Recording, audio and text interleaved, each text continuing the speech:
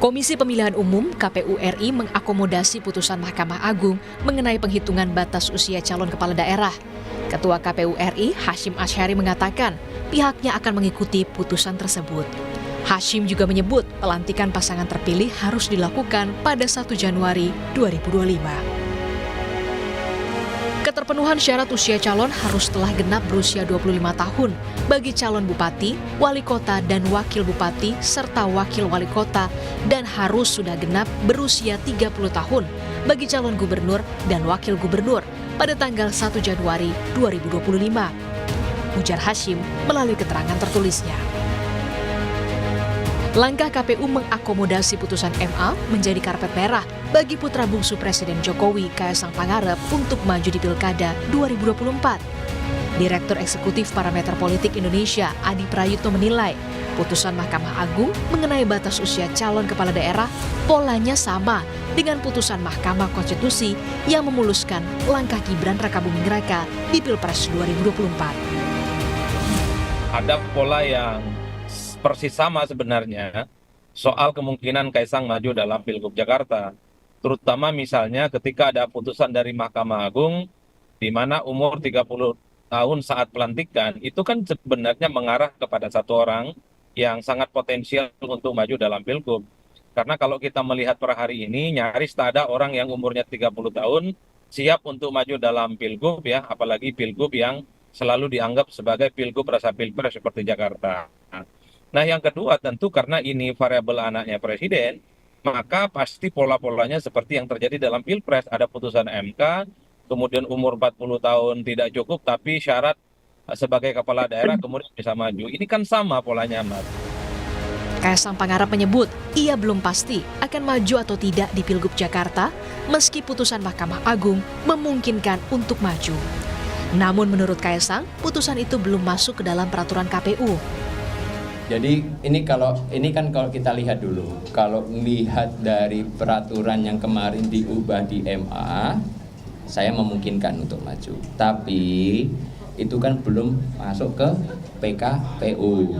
Saya nggak tahu prosesnya bagaimana, maksudnya dari PKPU sendiri apakah harus berkonsultasi dulu dengan DPR atau tidak, itu kan saya tidak tahu karena saya tidak ikut-ikut.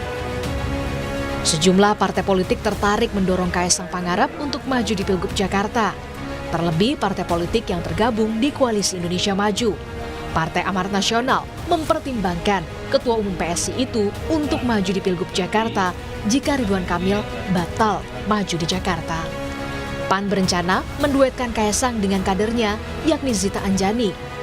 Ya, kalau di internal partai untuk DKI PAN hanya satu nama, Zita Anjani. Nah, berpasangan siapa? Semua terbuka, termasuk dengan Mas Kaesang. Yang lain juga sedang kami bangun komunikasi. Intinya saya bilang tadi, karena DKI ini sangat dinamis dan menjadi sentral semua isu, ya tentu kami ingin menang. Dan menang dengan siapa itu yang sedang kami godok. Jadi kalau dengan Mas Kaesang ya boleh juga. Dengan yang lain juga kami melakukan komunikasi. Partai Gerindra mengakui ada pembahasan antara Presiden Joko Widodo dengan partai di dalam Koalisi Indonesia Maju soal nama Kaesang yang akan maju di Pilkada. Namun Muzani bilang, pembicaraan masih terkait penjajakan paslon, belum penentuan calon gubernur dan wakil gubernur yang akan diusul di Pilkada Jakarta. Karena waktu pendaftaran Pilkada yang terbilang masih cukup lama.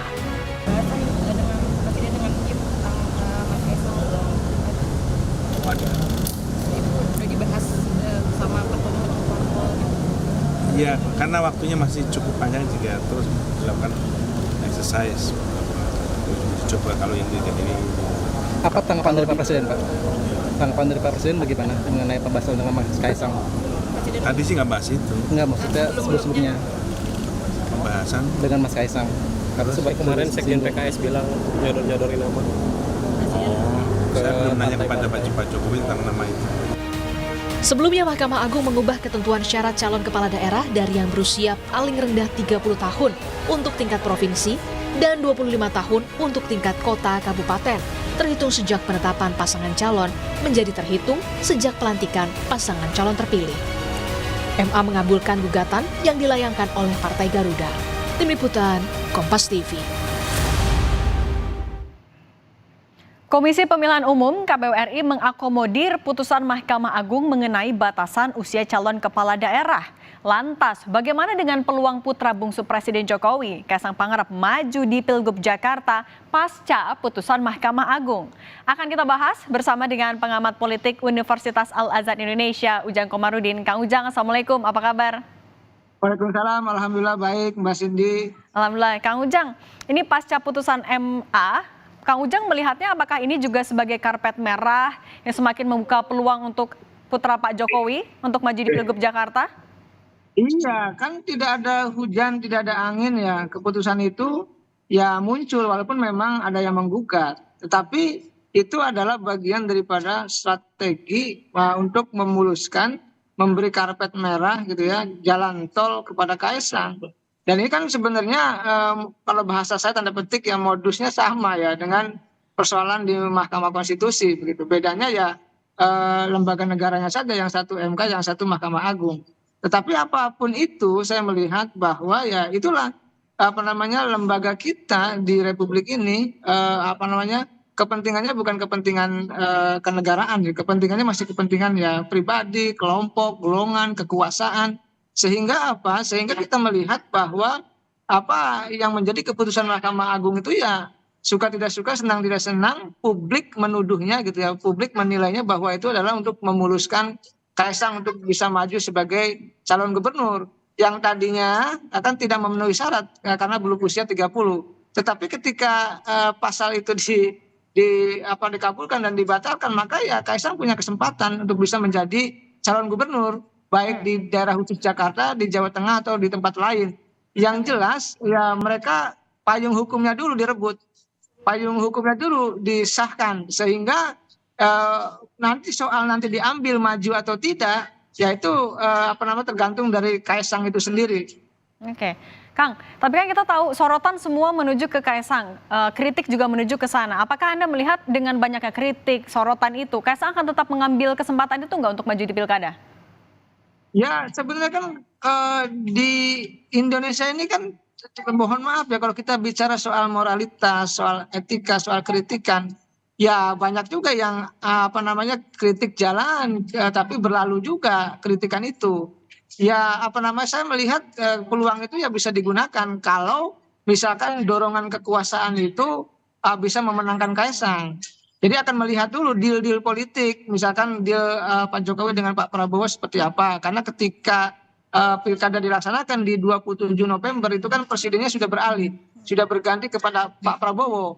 Oleh karena kekuatan pendulum kekuasaan itu ada di Pak Prabowo. Ya tentu ada deal-deal ya, kesepakatan misalkan Pak Jokowi menitipkan Kaisang kepada Pak Prabowo. Kalau Pak Prabowo-nya misalkan menyetujui, ya bisa jadi Kaisang itu maju. Karena ketika maju maka memastikan untuk menang. Karena kalau tumbang itu kan menjadi harga diri juga bagi Pak Jokowi, Kaisang tentu bagi pemerintahan yang baru tersebut.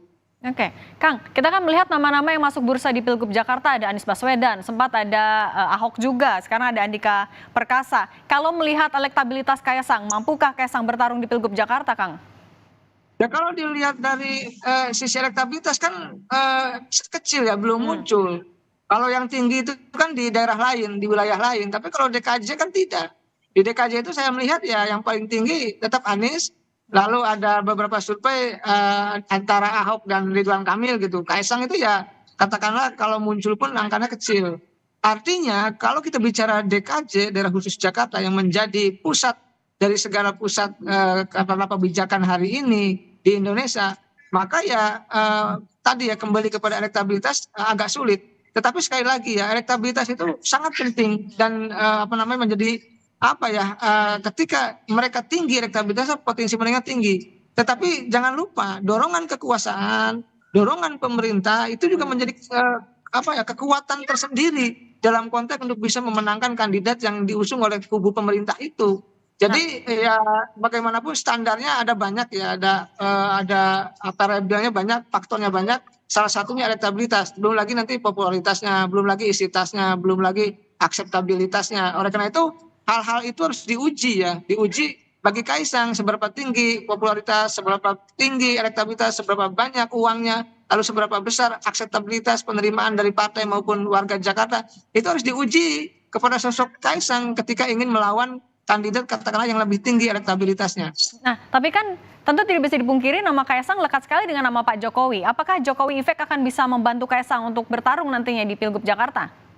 Ya, seperti yang saya katakan ketika Gibran maju sebagai dulu ya cawapres, itu kan penjelmaan ya Jokowi Gibran itu. Nah, hari ini juga Kaisang penjelmaan daripada Jokowi.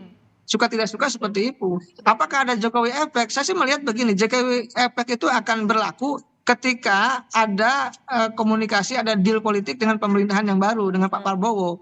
Tapi kalau Pak Prabowo-nya tidak mendukung Kaisang ya nggak bisa.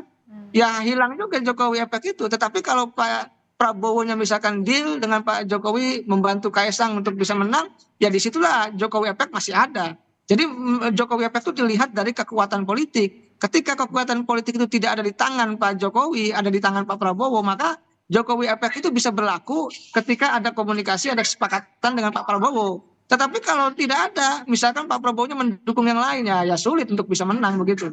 Tapi kan kalau kita lihat kedekatan Pak Prabowo dan Pak Jokowi cukup dekat, apalagi Pak Prabowo juga sering memuji-muji Pak Jokowi. Memang arahnya kemana Pak Prabowo? Ada kemungkinan tidak mendukung Kaisang kah?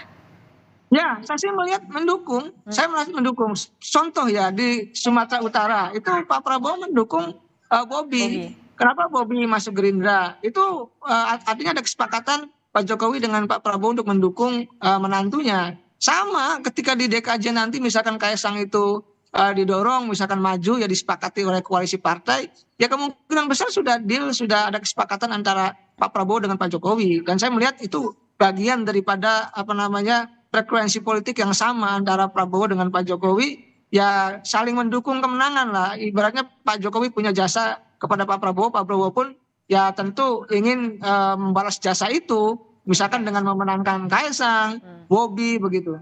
Nah, Kang, kalau kita melihat kan artinya modalnya Kaisang cukup besar ya, ada Jokowi Effect, kemudian juga Pak Prabowo kayaknya akan mendukung Kaisang di Pilgub Jakarta. Kalau Anda melihatnya, ini akan seberapa berpengaruh untuk peta politik di Pilkada nanti kalau misalnya Kaisang memang maju kemudian? Ya, kalau Kaisang maju ini tentu kalau saya bukan melihat Kaisangnya, tapi melihat di situ ada Pak Jokowinya, di situ ada lihat Pak Prabowo-nya, di situ lihat ada kekuasaannya, di situ lihat ada kubu pemerintahnya itu. Itu yang membuat sumber daya kekuatan yang membuat Kaisang menjadi kuat.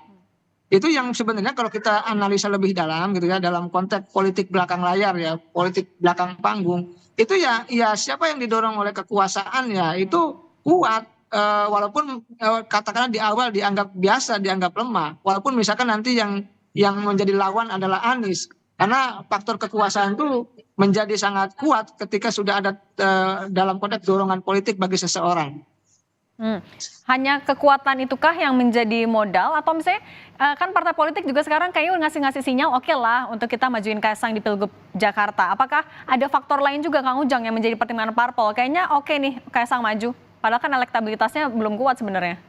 Ya tadi partai-partai politik itu sudah matang ya, sudah mengukur. Kalau dorongan kekuasaan ada, kalau dorongan presiden ada, ya potensi menangnya ada. Oke. Nah, itu sebenarnya yang menjadi kunci dari partai-partai politik kenapa seandainya nanti mendukung Kaisang. Oke. Untuk menguatkan posisi Kaisang misalnya di Pilgub Jakarta, dia harus mendampingi siapa atau berduet dengan siapa? Ya tentu itu pembicaraan yang sifatnya masih belum tahu ya, masih dinamis ya, tergantung deal-deal antara tadi di koalisi Indonesia Maju ya, kubu pemerintah itu. Tentu ya semua nanti partai tentu mendorong kadernya untuk maju misalkan mendampingi Kaisang. Saya belum tahu siapa yang nanti akan didorong. Yang jelas tentu ada kompromi-kompromi politik ya di antara partai koalisi Indonesia Maju seandainya Kaisang memang betul-betul maju dari kubu pemerintah. Oke, baik. Terima kasih banyak pengamat politik Universitas Al Azhar Indonesia, Kang Ujang Komarudin sudah berbagi di Rumah Pemilu. Terima kasih Kang, sehat selalu.